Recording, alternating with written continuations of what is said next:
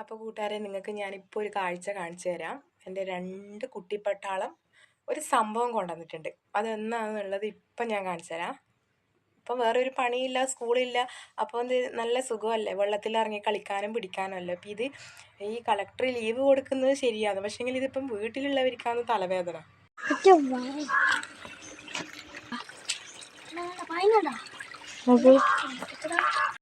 രാവിലെ എണീച്ചപ്പോൾ ഞാൻ കണ്ടത് ഇതാ 2 തെമ്മാടികളും കൂടിയിട്ട് നമ്മുടെ മുമ്പിലുള്ളൊരു കുഞ്ഞിത്തോട് എന്ന് പറഞ്ഞുകൂടെ വെള്ളം ജസ്റ്റ് ഒന്ന് ഒഴുകി പോകാനൊരു ചെറിയൊരു തോട് പോലെ ആക്കിയതാണ്. അപ്പോൾ ആഴമൊന്നുമില്ല സംഭവം.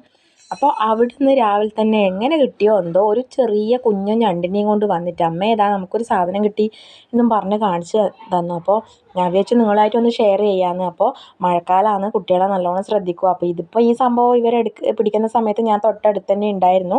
അപ്പോൾ എല്ലാ കുട്ടികളെയും നല്ലോണം ശ്രദ്ധിക്കുക, എല്ലാവരും നല്ലോണം കരുതലോടെ ഇരിക്കുക.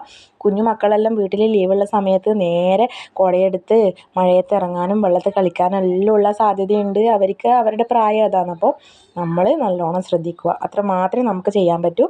അപ്പോൾ ഇതാ ഈ ഒരു ഞണ്ടിനെയും കൊണ്ടാണ് ഇന്നത്തെ മൊത്തം കളി. അപ്പോൾ ഇതെങ്ങനെ ഇവർ കണ്ടുപിടിച്ചു എന്നുള്ളത് എനിക്കറിയില്ല.